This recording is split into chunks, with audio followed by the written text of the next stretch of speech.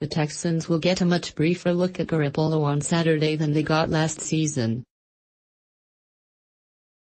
Photo by Eric Sauceda. The San Francisco 49ers have been in town for 2 days of inter-squad practice with the Houston Texans, and according to Texans head coach Bill O'Brien, there has been plenty of productive work getting done in advance of Saturday's preseason game between the two teams. Unfortunately, for fans with tickets to Saturday's game, Wednesday and Thursday were probably the best and longest looks you'll get at the likes of Deshaun Watson and J.J.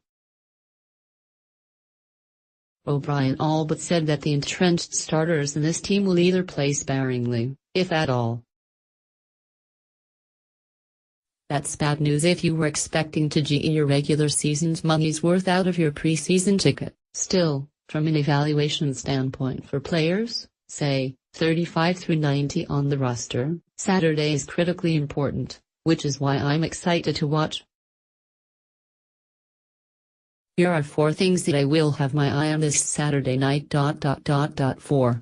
Jimmy Garoppolo. Once upon a time, back in the 2014 NFL Draft, it was believed that Garoppolo was the apple of Bill O'Brien's eye. Certainly, over the last few years, there are thousands of Texans fans that wish the team had taken Jimmy G with the 33rd overall pick instead of Xavier Su'a-Filo. All's well that ends well, as now Watson is the man here, but on Saturday, we should get at least a couple series of Watson's NFC alter ego, a guy who is getting franchise QB level love and money after just 6 starts. One of those 6 starts was a win over the Texans last December at NRG Stadium. This time around the stakes are obviously way lower, or non-existent, but we do get a look at Garoppolo further entrenched as the man in San Francisco. 3. Offensive line. One observation from the 2 training camp practices this week with the Niners: if Deshaun Watson wasn't wearing the "Can't Hit Him" red jersey, he would have been blistered several times behind this Texans offensive live. San Francisco was getting a good push up front in drills.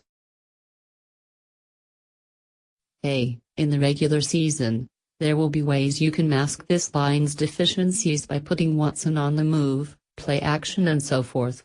However, it would be nice to see them conventionally protect Watson, and Whedon and Webb, in the pocket, not to mention opening some holes on both sides of the line. Looking at you, Central, for the running backs. 2. Duke Ejiofor was a guy who most experts thought was drafted a couple rounds later than his talent dictated, in large part because a shoulder injury dragged his stock down. The early returns appear that the Texans may have gotten a steal. In the first preseason game, last Thursday in Kansas City, Ejiofor had 3 hits on the quarterback.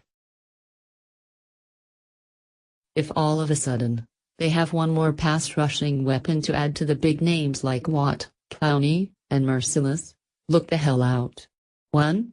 Last skill guy standing. Injuries have created some fascinating camp battles for the last few spots on the offensive side of the ball.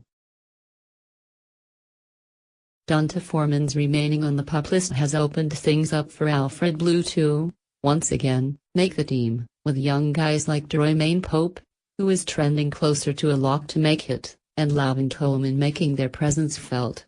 Rookie Keith Cootie's hamstring has given Braxton Miller new life and lots of reps. Add Sammy Coates into the mix as well. And we've discussed the number crunch at tight end ad nauseam in this space. I say all that to say that the skill guys on offense should be bringing something extra in the second half, as all of them, even the familiar names, are fighting for jobs. Listen to Sean Pendergast on Sports Radio 610 from 2 to 6 p.m. weekdays.